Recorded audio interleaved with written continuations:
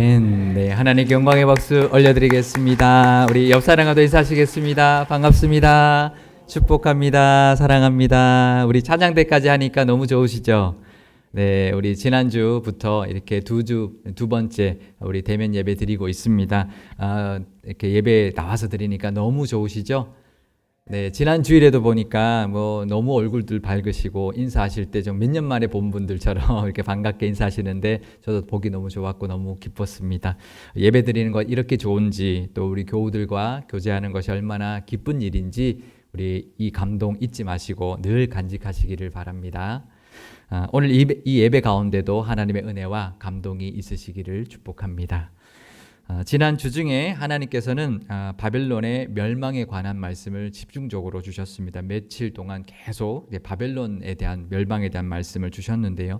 사실 우리가 말씀을 묵상할 때 예언서의 말씀을 묵상하다 보면 멸망과 심판의 말씀만 계속 이렇게 계속될 때가 있습니다. 그럴 때 우리가 좀 그런 생각이 들 때가 있어요. 좀 축복의 말씀도 좀 주시지, 계속 이런 말씀만 주면 좀 부담이 되기도 하고 좀 무거워질 때가 있는데요. 축복의 말씀과 또 다르게 이런 말씀을 통해서 주시는 하나님의 은혜도 분명히 있습니다. 오늘 그 은혜가 있으시기를 바랍니다. 지난 주 중에 주셨던 말씀 한 구절 제가 읽어드리겠습니다. 예레미야 50장 20절 말씀입니다. 여호와의 말씀이니라. 그날 그때에는 이스라엘의 죄악을 찾을지라도 없겠고 유다의 죄를 찾을지라도 찾아내지 못하리니 이는 내가 남긴 자를 용서할 것임이라. 아멘. 그러니까 이스라엘을 용서하신다고 하시는 건데요. 이스라엘이 잘해서 포로로 가서 이제 잘 뉘우쳤고 잘해서가 아닙니다. 그냥 은혜로 용서해 주신 것입니다. 지은 모든 죄가 얼마나 많았는데 그 우상 숭배, 그 악한 모습들이 많았지만 찾아도 찾지 않도록 하나님 하시겠다라고 말씀하시는 건 얼마나 감사한지 모릅니다. 하나님은 이렇게 늘 우리에게도 인자와 긍휼을 베풀어 주시는 분이시라는 것 우리 믿고 감사하실 수 있기를 바랍니다. 그러니 오늘 이 말씀을 통해서도 우리 자신을 돌아보는 시간 되시고 또 다시 은혜 가운데 들어갈 만한 그런 모습으로 거듭나는 시간 되시기를 바랍니다. 오늘 설교 제목을요, 바벨론 패망의 이유라고 정했는데요. 바벨론이 패망했던 이유가 과연 무엇이었을까요? 나라가 멸망하는 데는 몇 가지 이유들이 있습니다. 강한 외적의 침입을 받아서 멸망할 수도 있고요. 내부의 갈등과 권력 다툼 때문에 멸망할 때도 있습니다. 그런데 이런 정치적이고 군사적인 그런 이유 말고요, 영적인 이유도 있습니다. 이것은 나라뿐만 아니라 기업도 그렇고 또 교회도 그렇고 개인적인 것도 마찬가지인데요. 이 바벨론의 패망의 이유를 오늘 본문에서 분명히 하나님 말씀하고 있는데 교만 때문이었다라고 아주 단정지어서 말씀하고 있습니다. 예레미야 50장 31절에서 32절 말씀을 제가 읽어드리겠습니다. 주 만군의 여호와의 말씀이니라. 교만한 자여 보라, 내가 너를 대적하나니 너의 날 곧 내가 너를 벌할 때가 이르렀음이라. 교만한 자가 걸려 넘어지겠고 그를 일으킬 자가 없을 것이며 내가 그의 성읍들에 불을 지르리니 그의 주위에 있는 것을 다 삼키리라. 아멘. 교만한 자를 하나님이 대적하신다고 말씀하십니다. 하나님이 대적하면 그 어느 나라가 견딜 수가 있을까요? 그 나라는 이미 끝난 거나 다름없는 것이죠. 그럼 바벨론이 얼마나 교만했길래 하나님이 그러셨을까요? 오늘 본문이 5절밖에 안 되는데 그 5절 안에 교만이라는 단어가 3번이나 등장을 합니다. 29절 끝에 보면 그 교만이 하나님을 향한 교만이었다라고 말씀하고 있습니다. 교만도 정도가 있다라는 거죠. 그죠? 교만도 이제 단계가 있는데 하나님을 향해 교만했으니 그 나라는 망할 수밖에 없었던 것이죠. 그럼 이 바벨론의 교만은 도대체 어디서부터 나왔을까요? 그 첫 번째는 바로 막강한 군사력 때문이었습니다. 거기서부터 교만이 나왔죠. 막강한 군사력을 가졌으니 교만했던 것인데요. 아수르라는 나라를 대제국을 멸망시켰고 애국과도 싸워서 이겼습니다. 그러니 그 당시에 바벨론을 상대할 나라가 없었죠. 그런데 이렇게 그 강한 군사력, 막강한 군사력을 가졌던 나라들이 역사적으로 보면 많이 있었습니다. 근데 이 두 가지 모습으로 그 나라들이 나타나는데, 한 부류는 그 강한 군사력으로 약한 나라들을 정복하고 약탈하고 짓밟았던 나라들이 있었고요. 그런 나라들은 오래 가지 않습니다. 근데 또 한 부류는 그 땅에서 이제 대적할 나라가 없으니까 이제 전쟁이 없는 아주 평화로운 때를 만든 나라들도 있었습니다. 저는 우리나라 역사에서요, 고구려의 강개토 대왕을 참 좋아합니다. 강개토 대왕은 영토를 많이 넓혀서 고구려를 아주 크고 강한 나라를 만들었는데요. 이 강개토 대왕의 연호가 영락입니다. 이제 영락이라는 게 뭐냐면 영원할 영자에 즐거울 낙자. 그러니까 영원한 즐거움의 해라는 거죠. 그러니까 연호는 왕이 바뀌면 그 왕의 몇 년 되는 해. 그러니까 뭐 이제 영락이라고 하면 이제 강개토 대왕이 왕이 된 첫 번째 해. 그래서 영락 제 1년 이렇게 이야기를 하는 건데요.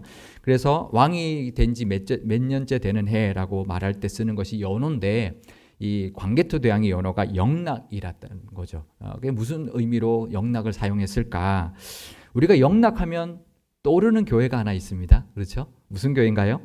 우리 교회와 아주 이제 깊은 이제 인연을 갖고 있는 영락교회인데요. 영락교회 한자가 뭔지 아세요? 바로 이 강개토 대왕의 연호와 똑같은 영원할 영자에 즐거울 낙자를 씁니다. 그러니까 영원한 즐거움이 있는 교회. 어떠세요? 이름 참 좋은 이름이죠.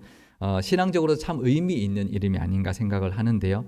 근데 이 강개토 대왕의 연호는 뭐 신앙적인 건 아닌데, 그러면 도대체 무슨 의미로 그 연호를 사용했을까? 고구려인과 또 고구려 사람들, 고구려 이 나라가 이제 넓은 영토, 또 풍요로움으로 인해서 영원한 즐거움을 누리게 만들자. 이제 왕이 그걸 만들겠다, 그런 의미였을까요? 물론 그런 의미도 있었습니다. 하지만 그거보다 더 큰 의미가 있었는데요. 고구려를 강한 나라로 만들어서 주변국들까지 다 평정하고는 전쟁이 없는, 그래서 평화로운 세상을 만들기를 원했던 것이 그 마음에 있었던 것이죠. 그래서 고구려 사람들뿐만 아니라 고구려 주변에 있는 모든 나라 백성들이 영원한 즐거움을 다 누리게 하려는 그런 큰 뜻을 품었던 왕이었습니다. 그래서 이 고구려는 이제 삼국 통일을 그 힘으로, 고구려의 그 군사력으로 삼국 통일을 할 수 있었을까요? 없었을까요? 하고도 남았습니다. 그죠? 그 당시만 해도 신라는 아주 힘이 약했고요. 이제 계속 백제가 좀 대적을 했지만 백제도 정벌을 했는데, 근데 통일하려는 생각 자체가 없었습니다. 신라가 외적들의 잦은 약탈로 인해서 진통을 앓고 있을 때 고구려는 이제 좋은 관계를 가지고 있었기 때문에 군대를 파병을 해서 왜구들을 물려쳐 주었고요. 계속 군대를 신라에 주둔시켜 주어서 더 이상 왜구의 침입이 오지 않도록, 고통받지 않는 아주 평화로운 그런 신라를 만들어 주었고요. 백제도 계속 이제 앙숙이었는데 늘 이제 공격해 왔는데, 이제 작정하고 백제를 정벌하러 가는데 이제 완전 정복할 수도 있고 그럴 수도 있었는데, 멸망시킬 수도 있었는데 그러지 않았습니다. 심지어는 고구려 백성들을 약탈을 늘 일삼았던 거란을 정벌할 때도 그냥 정복해 버리지 않고 화평하게 그 다음부터 지냈습니다. 그러니까 강개토 대왕은 막강한 군사력으로 그 시대 주변국을 잘 속국으로 해서 나라들이 각자 잘 살 수 있도록 아주 만들어주는, 전쟁이 없는 그런 세상으로 만든 아주 선한 영향력을 미쳤던 훌륭한 왕이었습니다. 그런데 성경에도 이런 왕들이 있습니다. 바로 다윗과 솔로몬 왕인데요. 이 다윗 왕과 솔로몬 왕 때 이스라엘이 가장 강력한 나라, 아주 큰 나라를 만들었지만 주변의 나라들을 정복하지 않았습니다. 주변에 암몬도 있었고 모압도 있었고 에돔도 있었고 블레셋도 있었지만, 아람도 있었지만, 정말 그 경계를 이제 맞대고 있는 그런 나라들도 정복하지 않았습니다. 약탈하지도 않았습니다. 그런데 바벨론은 그랬다라는 거죠. 약한 나라들을 다 정복하고 약탈하고 그랬다라는 것이죠. 자신들의 그 강한 힘도 하나님이 주신 것이었는데 마치 자신들 스스로 얻은 것이냐 교만하면서 약탈을 일삼았고 정복하였다라는 거죠. 예레미야 51장 20절 말씀을 제가 읽어드리겠습니다. 여호와께서 이르시되 너는 나의 철퇴 곧 무기라. 나는 내가 나라들을 분쇄하며 내가 국가를 멸하며 하나님께서 주변국들을 심판하기 위해서 그 우상 숭배로 인해서 심판하기 위해서 그 바벨론을 철퇴로 사용하셨는데요. 그래서 그 군사력을 강한 군사력을 주신 것인데 바벨론은 그걸 모르고 도가 지나쳐도 너무 지나쳤던 거죠. 교만해도 너무 교만했다라는 거죠. 특히 하나님의 자녀인 이스라엘을 향해서도 악한 모습이 너무나 심했기 때문에 그 악한 모습을 내가 갚겠다. 또 하나님이 그 행한 대로 내가 갚겠다라고 말씀하고 있는 것입니다. 예레미야 51장 24절 말씀 제가 읽겠습니다. 너희 눈앞에서 그들이 시온에서 모든 악을 행한 대로 내가 바벨론과 갈대아 모든 주민에게 갚으리라 여호와의 말씀이니라. 그러니까 시온에서 행한 모든 악, 그러니까 시온을 이제 갚는다고 했는데 시온은 예루살렘 성이고요, 성전이 있는 곳입니다. 그래서 시온에 있는 이스라엘 백성들뿐만 아니라 심지어는 시온에 있는 성전에 대해서 행했던 그 악 때문에 바벨론은 멸망당하게 될 것이다 라고 말하고 있는데요. 오늘 본문 28절에도 이렇게 말씀합니다. 하나님의 보복은 바로 그 성전에 대한 보복이다 라고 말씀하고 있습니다. 예레미야 51장 11절 뒷부분도 제가 읽겠습니다. 이는 여호와께서 보복하시는 것 곧 그의 성전을 위하여 보복하시는 것이라. 그러니까 하나님의 성전에 대해서 행했던 그 악한 일을 그대로 갚아주시겠다라고 하는 건데요. 물론 하나님께서 그 바벨론을 하나님의 도구로 사용하셨다 하더라도 바벨론은 그걸 제대로 인식하지 못하고 깨닫지 못했을 수는 있습니다.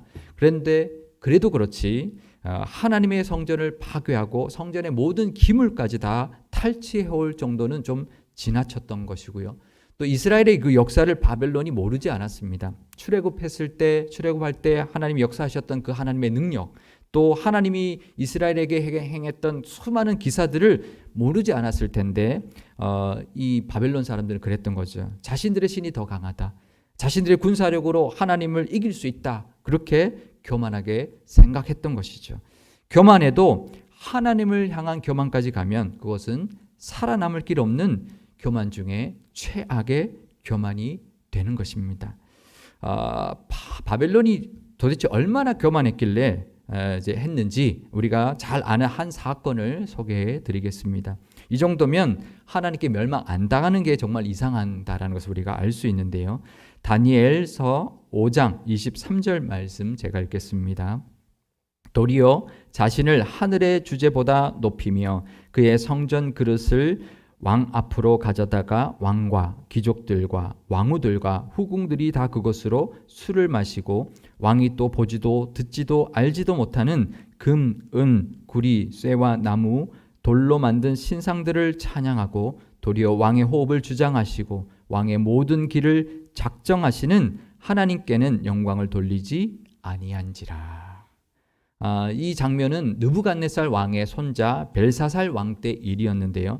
벨사살 왕이 연회를 열었습니다. 연회를 연 것까지는 괜찮았는데 그때 하나님의 성전에서 탈취해왔던 기물들을 갖고 오게 하고 거기에다가 술을 따라 마셨다라는 거죠. 그러니까 이거는 하나님이 더 이상 놔둘 수가 없는 상황이었습니다. 그래서 손가락이 나타나서 벽에 글씨를 썼는데요.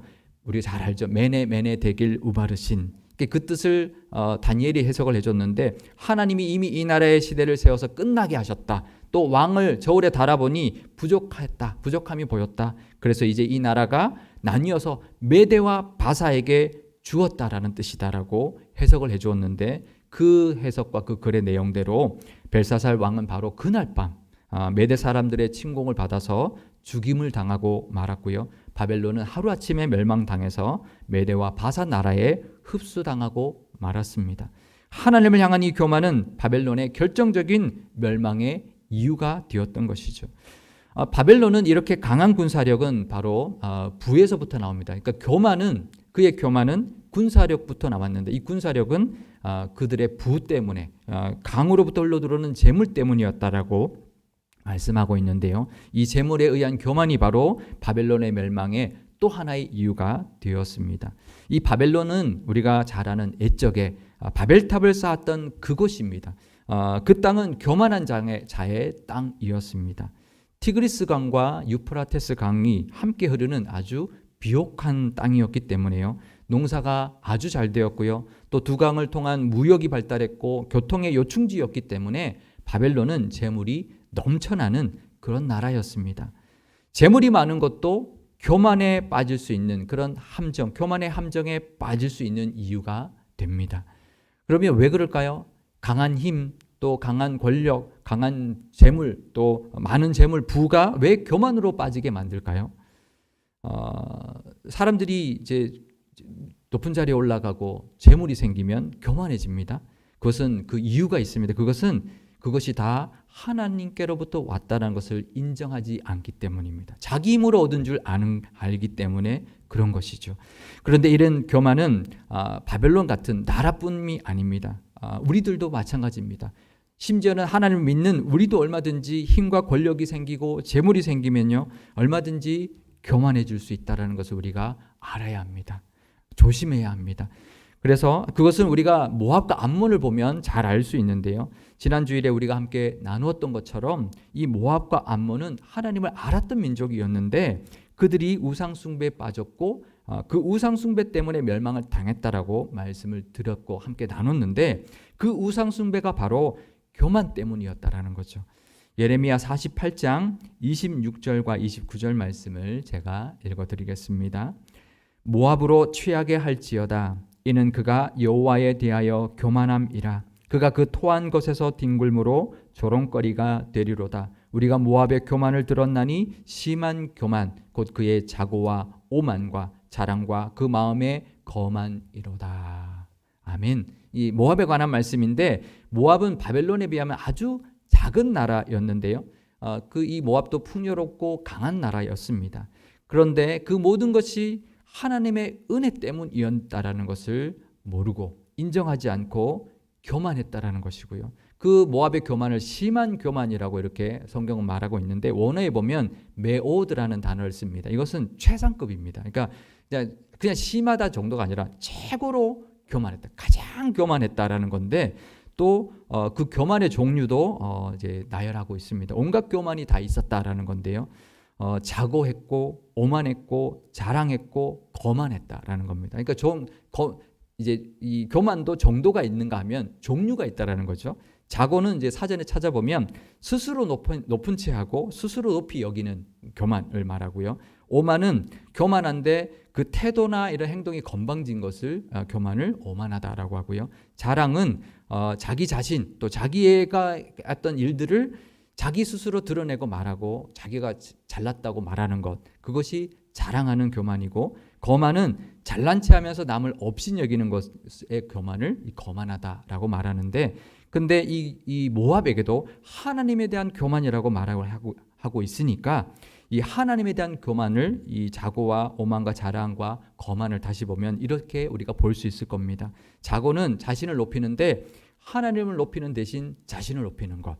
오만은 건방지게 구는데 하나님 앞에서까지 건방지게 구는 것이고요. 자랑은 자신의 업적을 드러내고 말하는 건데 하나님의 은혜입니다라고 말하지 않고 자기의 업적으로 다 자기가 했다고 말하는 것이 자랑의 교만이고요. 거만은 사람들을 업신여기는데 하나님 없어도 난 다 잘할 수 있다. 하나님 없어도 괜찮다라고 하면서 하나님 없는 것처럼 사람들을 업신여기고 살아가는 모습이 바로 하나님 앞에서 하나님에 대한 교만의 모습들이라는 거죠. 그러니까 모압이 이 하나님에 대한 이 모든 종류의 교만, 그 교만의 정도도 심했지만 종류도 정말 다 가지고 있었던 교만한 나라였다라는 겁니다. 모압의 멸망이 우상 숭배 때문이었지만 그 뿌리에는 바로 이 극에 달한 교만이 있었다라는 것입니다. 그런데 이 신기한 것은 교만해지면 우상에 빠지게 된다라는 거예요. 그러니까 사람이 좀 강해지고 부가 많아지면 교만해지는데 교만해지면 우상 숭배까지 가게 된다라는 거예요. 왜 그럴까요? 왜 그런 공식이 성립이 될까요? 교만한 사람은 하나님을 의지하지 않기 때문입니다. 자기 사랑만 하고 더 욕심 부리고 남을 짓밟으려고 하니까 우상 숭배에 빠지게 되는 거죠. 그러니까 사탄이 그 마음을 잘 알아서 사탄이 교묘하게 유혹합니다. 그러면 그 교만한 마음을 더 교만하게 만들고 욕심을 더 채울 수 있도록 우상 숭배에 빠지게 만든다라는 거죠. 그래서 교만은 우상 숭배에 빠지게 하는 함정과도 같은 것입니다. 그래서 우리가 교만해지지 않도록 늘 교만하면 하나님께서 깨닫게 해달라고 해야지 아니면 더 나가게 된다라는 것이죠. 우리가 하나님의 은혜로 좀 잘 될 때 교만해집니다. 그죠? 우리가 교만하는 것은 좀 잘 되거나 좀 잘 살거나 좀 그렇게 잘 풀려나갈 때 교만해지게 되는데요. 그런데 참 어리석은 거죠. 그러면 하나님이 그 교만 때문에 그것을 거둬가시기 때문에 그런데요. 그 교만의 끝은 패망이라는 것, 우리가 잠언의 말씀을 통해서도 분명히 말씀하고 있습니다. 교만은 패망의 선봉이다라고 말하는데요. 하나님이 은혜 주셔서 잘 될 때 우리는 교만하지 말고 그것이 다, 모든 것이 다, 그 모든 것 이 하나님의 은혜입니다. 하나님이 다 해주셨습니다라고 겸손하게 나를 교만하게 나를 높이는 것이 아니라 하나님께 영광 돌리고 하나님께서 하나님께 그 모든 영광을 돌릴 때, 하나님께 다 감사를 올릴 때 하나님은 그 감사를 보시고 더 큰 은혜를 우리에게 주시는 분이라는 거죠. 그러니까 하나님이 우리에게 마치 시험하듯이 한번 좋은 일을 주셨는데 그걸로 교만해지면 금방 뺏어 가버리시는데요. 우리가 그 하나님께 감사하고 하나님 덕분입니다라고 겸손하게 하나님께 영광 돌리면 내가 받길만 하구나. 그래서 하나님께서 우리에게 맡겨주시고 더 큰 은혜를 주신다라는 거죠. 마치 이런 것과 같습니다. 우리가 축구 선수가 우리 골을 넣으면 골 세레머니를 하는데요. 어떤 선수들을 보면 이런 경우가 있습니다. 굉장히 거만하게 골 세레머니를 하거나 또 인종차별적인 행동을 하거나 또 그 나라에서 경기할 때 그 나라를 비하하는 행동 같은 그런 골 세레머니를 할 때가 있는데요. 그러면 이제 비난이 빗발치듯이 쏟아지죠. 그러면 골은 넣었지만 오히려 그게 더 독이 되어 버리는 경우가 있습니다. 그런데 반대의 경우도 있습니다. 골 세레머니를 하는데 누구에게 이 골을 바치는 듯한 그런 세레머니를 하거나 지금 이슈가 되고 있는 어떤 사회적인 어떤 사건을 기리는 듯한 그런 골 세레머니를 했을 때는 골보다 그것이 더 화제가 되어서 그 선수가 높은 평판을 받고 칭찬까지 받는 경우가 있는데 마치 그런 것과 비슷한 것입니다. 하나님께서 우리에게 좋은 것 주셨고 좋은 자리 주셨을 때는 교만하라고 준 것이 아니고요. 하나님 없이도 잘 살 수 있다고 생각하며 살라고 준 것이 아닙니다. 하나님을 높이고 하나님께 영광 돌리는 기회로 주신 것이라는 거죠. 그리고 그 기회를 통해서 우리의 믿음을 시험하시고 그 믿음과 겸손을 통하여 더 큰 은혜와 영광을 주시려는 것이라는 겁니다. 모든 것이 다 하나님의 은혜 때문입니다 라고 날마다 우리 예배 때마다 고백하심으로 하나님께 늘 영광 돌리는 겸손한 저와 여러분, 겸손한 믿음의 사람들 다 되시기를 바랍니다. 우리 마음속에는 늘 교만이 불쑥불쑥 머리를 들 때가 있습니다. 그때마다 이 땅에 오셔서 십자가에서 죽기까지 하셨던 예수님의 그 겸손의 왕으로 오셨던 그 예수님의 모습을 기억하면서 겸손을 통한 하나님의 뜻을 이루어드리고 또 하나님의 약속도 받아 누리는 우리 상일교회와 상일교회의 모든 성도님들 다 되실 수 있기를 주님의 이름으로 축원드립니다. 기도하시겠습니다. 겸손한 자를 높이시는 하나님 아버지, 모든 것이 다 하나님의 은혜임에도 때로는 그것을 망각하고 마치 내가 다 한 것처럼 내 힘으로 다 이룬 것처럼 여기며 교만해지려 할 때가 있습니다. 그럴 때마다 깨닫게 해주셔서 교만으로 넘어지지 않게 하여 주옵소서. 자고하지 아니하고 하나님만 높이게 하시며 오만하지 아니하고 늘 겸손하게 살아가게 하시고 자랑하지 아니하고 하나님을 자랑하며 남을 칭찬하게 하시고 거만하지 아니하고 사람들을 귀히 여기며 살아가게 하여 주옵소서. 모든 것이 다 하나님의 은혜 때문입니다. 하나님께서 다 하셨습니다라며 하나님께만 영광 돌리는 삶 살게 하여 주옵소서. 하나님이 주신 은혜를 교만의 기회로 삼지 아니하고 겸손의 기회로 삼아서 하나님께 믿음을 인정받게 하시고 더 큰 은혜와 영광과 복도 누리는 지혜로운 믿음의 사람 되게 하여 주옵소서. 다윗 왕과 솔로몬 왕처럼 세상에 선한 영향력도 미치며 살아가는 우리 모든 교우들 다 되게 하여 주옵소서. 우리 교회도 그런 교회가 되기를 원합니다. 세상을 겸손히 섬김으로 하나님의 평안을 전하는 교회 되게 하시고 하늘의 복을 흘려보내는 복의 통로의 사명도 겸손하게 잘 감당하는 건강하고 복된 교회 삼아 주옵소서. 우리 구주 예수님의 이름으로 기도드리옵나이다. 아멘.